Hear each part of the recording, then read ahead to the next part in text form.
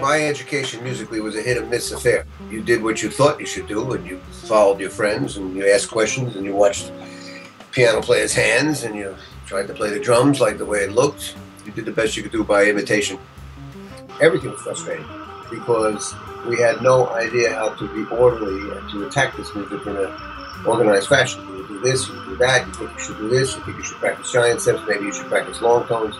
Playing fast tempos was frustrating, but so was playing a ballad. Remembering the changes was frustrating, keeping the place.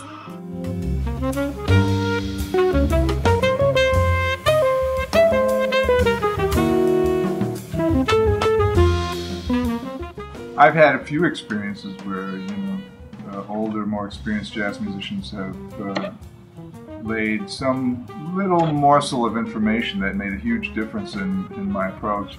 You know, guys will say something to you if it's the right circumstance and atmosphere. You know, if you're hanging in backstage, if you're traveling, you happen to be in the same train or playing a bus, whatever. There are little handouts of knowledge.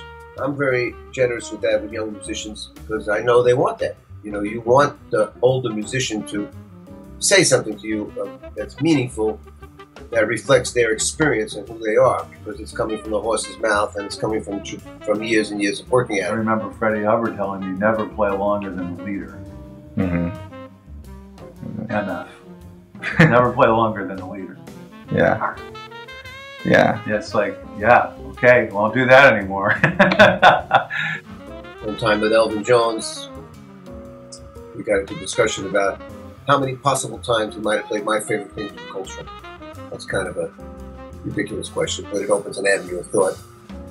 And he said to me, well, I don't know how many times, I tell the story very colorfully when I do it, because Elvin was very colorful, but basically he said to me, we played it every night, and I was with Coltrane for 6 years, and we worked 40 to 45 weeks a year. And then he said, you figure it out, and I came up with 1,500 times. It was unfolding on a train in Italy, having a little wine. Very, very nice. And he said to me, well, I don't know how many times I played it. And of course, now I'm on video, so I'm not going to get into the language. But I don't know how many so-and-so times I played that Don so-and-so. But I'll tell you one thing, we played it like there was no tomorrow. And he looked at me very hard. I think he was giving me a little lesson there. Just an unintended, out of the sky, spontaneous lesson on every time you put that on your mouth, play as hard as you will. That's hard necessarily. Play like you would if you knew you couldn't play tomorrow, how would you play tonight? That's a question I put to anybody. And that's kind of what he was saying. It's a little exaggerated, but it makes the point of complete commitment every time you play.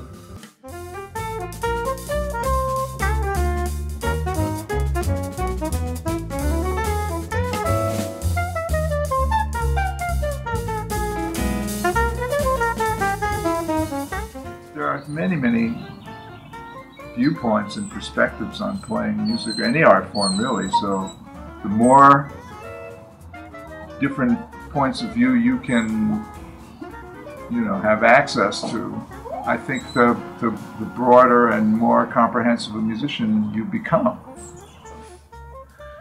Art to history, if you only read one book, if you only studied one painter, you wouldn't learn how to do it, because they've got all those people, whatever it is, everyone is checked out as much as they can to arrive at where they get at. It's the only way to get your own sound and identity is to actually get inside as many other people you can. That means inside of their brain, and through that process over time, that all is an amalgam. It infiltrates into your own style. You need to garner as much information as you can from as many different areas. Then you kind of, in the process of ingesting all this, combine certain elements of each and try to come up with something that feels comfortable and resonates with you, and something you can call your own. So it's a lifelong endeavor, and the more sources one can draw from, I think, the better.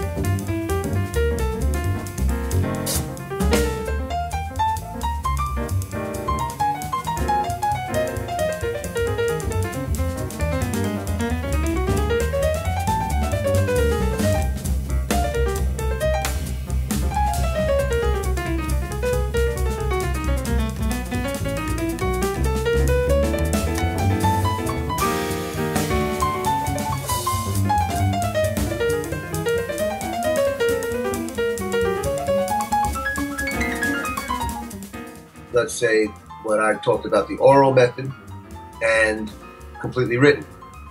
And what you did was in between. You are interviewing, asking questions, eliciting answers about such and such subjects. So there's a certain amount of spontaneity, and maybe not as, depends on who it is and what they're talking about, but not say it's not as organized as it would be if I wrote down some stuff like I did in my books, obviously. Mm-hmm. So, on the other hand, it's not as casual as me sitting in a train station telling a young guy to use another reed, you know, as I just described. It's right in between what we're doing with your project. And, but that's good because in a way, because it's in between, it captures a little bit of both.